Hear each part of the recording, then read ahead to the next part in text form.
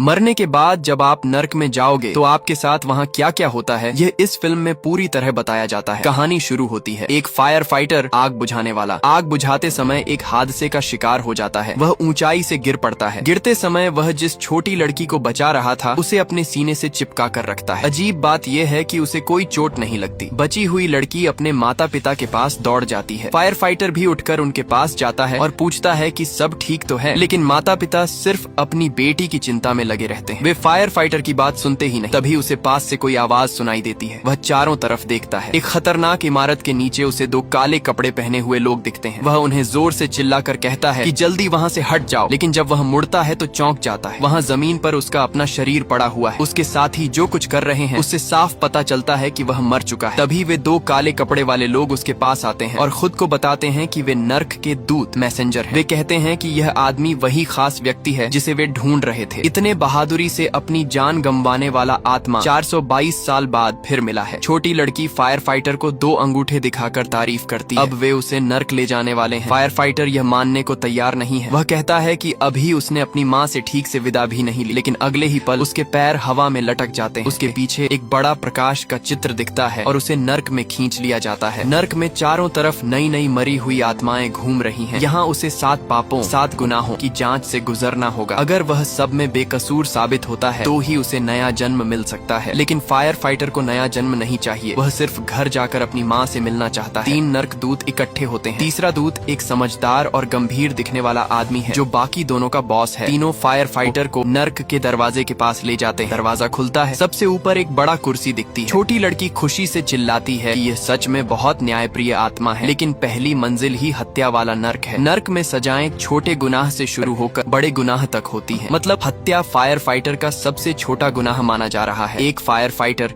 जो रोज लोगों की जान बचाता है उसे हत्या का आरोप लगाया जाता है। फायर फाइटर कहता है कि उसने कभी किसी को मारा नहीं, लेकिन दूत समझाते हैं कि अगर तुम्हारी बातों, हरकतों या सोशल मीडिया की हिंसा से किसी की मौत हो जाए तो वह भी हत्या का गुनाह माना जाएगा। अचानक फायर फाइटर के पैरों के नीचे का पत्थर फट जाता है और लावा का ज्वालामुखी बन जाता है। नीचे देखने पर अनगिनत आत्माएं जल रही हैं। वे सब जिंदगी में हत्या जैसे पाप करके आए हैं। फायर फाइटर दया आकर किसी को बचाने की कोशिश करता है, लेकिन जैसे ही वह किसी का हाथ पकड़कर ऊपर खींचता है, एक भयंकर चेहरा वाला व्यक्ति उसे डांटता है। वह हत्या वाले नर्क का राजा दावांग है। दावांग पूछता है कि एक आग बुझाने वाले काम में तुमने अपने साथी को बचाने क्यों छोड़ दिया, जिसकी वजह से वह मर गया। फायर फाइटर शर्म से कुछ बोल नहीं पाता। 2 जज मिलकर उसे डरपोक और अपनी जान बचाने वाला बताते हैं और सजा देने की तैयारी करते हैं। तभी फायर फाइटर की तरफ से बचाव करने वाला नर्क दूत आगे आता है। वह सच्चाई बताता है। उस वक्त इमारत गिरने वाली थी। साथी ने खुद कहा था कि पहले तुम अंदर जाकर लोगों को बचा लो, फिर मुझे बचाना। उस दिन फायर फाइटर ने 8 लोगों को बचाया था। जब वह साथी को बचाने गया तो इमारत गिर गई। सब सुनकर दावांग फैसला सुनाता है कि फायर फाइटर बेकसूर है। नर्क की यह सुनवाई फायर फाइटर के दिल से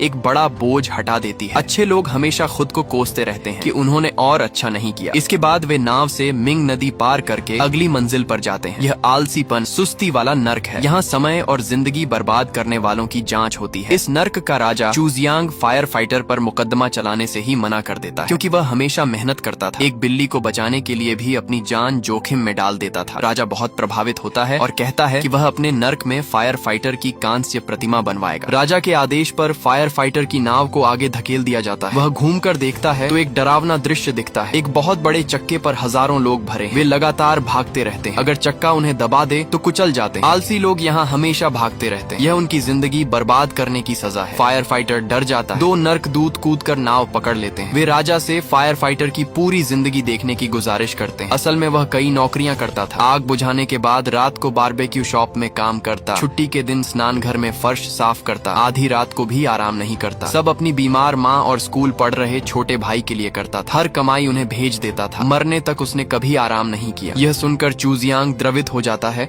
और फायर फाइटर को बेकसूर घोषित कर देता है। फिर वे तीसरी मंजिल की ओर जाते हैं। रास्ते में बहुत सारी गुस्साई हुई आत्माएं, अन्याय से मरे लोग आ जाती हैं। 2 दूत हथियार निकालकर फायर फाइटर की रक्षा करते हैं। आत्माओं को मारते समय वे बताते हैं कि तुम्हारा कोई रिश्तेदार दुनिया में अन्याय से मरा है, उसी की वजह से यहाँ बवाल हो रहा है। फायर फाइटर घबरा जाता है और सबसे पहले अपनी कमजोर माँ का ख्याल आता है। किसी तरह आत्माओं से बचकर निकलते हैं। मुख्य दूत दुनिया में जाकर पता लगाने जाता है कि कौन अन्याय से मरा है। वह फायर फाइटर के घर जाता है। वहाँ माँ को जीवित देखता है। माँ बोल नहीं सकती, इशारों से पूछती है कि तुम कौन हो। दूत आंसू बहाकर झूठ बोलता है कि वह फायर फाइटर द्वारा बचाया गया व्यक्ति है। माँ की आंखें नम हो जाती हैं। वह दूत को गले लगा लेती है। वहाँ पता चलता है कि अन्याय से मरा हुआ फायर फाइटर का छोटा भाई है। भाई की आत्मा दूत को देखकर भाग जाती है। दूत पीछा करता है। भाई की मौत का राज पता चलता है। सेना में ड्यूटी के दौरान एक नए सिपाही की बंदूक अनायास चल गई। भाई घायल हो गया, लेकिन मिडिल लेफ्टिनेंट मीडियम अधिकारी ने अपनी तरक्की बचाने के लिए भाई को जिंदा ही दफन करवा दिया। भाई एक दिन तक जमीन के नीचे जिंदा रहा और मरकर बदला लेने वाली आत्मा बन गया। अधिकारी ने झूठ बोला कि भाई भाग गया। डिजर्टर। नया सिपाही डर और अपराध बोध में जी रहा था। दूत ने सब देखा। आखिरकार नया सिपाही माँ के पास जाकर सच बताने और खुद को फांसी लगाने जाता है। भाई की आत्मा अंत में नया सिपाही को बचाने की गुजारिश करती है और कहती है कि अब वह उसे माफ कर चुका है। भाई की नाराजगी शांत हो जाती है। दूसरी तरफ फायर फाइटर ने झूठ, अन्याय और विश्वासघात वाले नर्क पार कर ली, लेकिन हिंसा वाले नर्क में समस्या आ गई। स्कूल के समय उसने छोटे भाई को बिना वजह पीटा था। भाई बहुत कमजोर और कुपोषित था। पीटने के बाद वह घर छोड़कर चला गया था, इसलिए भाई ने कभी माफ नहीं किया। इस नर्क का राजा उसे दोषी ठहराता है। सजा देने वाला होता है तो बाकी दो दूत मदद मांगते हैं। मुख्य दूत भाई के शव के मामले में व्यस्त। वह कहता है कि आखिरी नर्क के साथ मिलाकर एक साथ सुनवाई करो, लेकिन अगर असफल हुए तो दोनों नर्क की सजा मिलेगी और हमेशा के लिए नर्क में रहना पड़ेगा। माँ को पता चलता है कि बेटा भागने वाला नहीं था। वह सेना छावनी में जाती है। अधिकारी माँ को धक्का देकर गिरा देता है। भाई यह देखकर फिर से गुस्से वाली आत्मा बन जाता है। वह बहुत बड़ा होकर अधिकारी पर हमला करता है। दूसरी तरफ नर्क में भी तूफान आ जाता है। फायर फाइटर रेत में फंस कर दबने लगता है। बड़े भाई को देखकर चौंक जाता है। दूत उस वक्त उसे पकड़ लेता है। आखिरकार वे अंतिम नर्क, परिवार संबंधी नर्क पहुँचते हैं। यहाँ फायर फाइटर का सबसे बड़ा गुनाह था परिवार को चोट पहुँचाना। यहाँ यमराज खुद फैसला सुनाते हैं। फायर फाइटर को बोलने का मौका भी नहीं देते। उस रात उसने माँ को भी मारने की कोशिश की, क्योंकि दोनों बच्चे परिवार नहीं चला सकते। भाई ने रोकर रोका था। माँ को सब पता था, लेकिन जब भाई माँ के सपने में जाता है और माँ से कहता है कि वह बड़े भाई को माफ कर दे, तो माँ बोलती है कि उसने कभी भाई को दोष नहीं दिया, सब गलती अपनी मानती है। माँ और छोटे बेटे का गले मिलना देखकर सब भावुक हो जाते हैं। फायर फाइटर माँ के पास दौड़कर गिर पड़ता है। माँ ने माफ कर दिया तो नर्क उसे सजा नहीं दे सकता। आखिर में फायर फाइटर को नया जन्म मिल जाता है। अपनी जिंदगी में हम परिवार को बेहतर जीवन देने के चक्कर में बहुत मेहनत करते हैं, लेकिन भूल जाते हैं कि उन्हें सबसे ज्यादा जरूरत हमारा साथ और वक्त की होती है। अगर आपके पास मौका है तो अपने परिवार को समय दो और हमारे चैनल को लाइक और सब्सक्राइब करना ना भूले।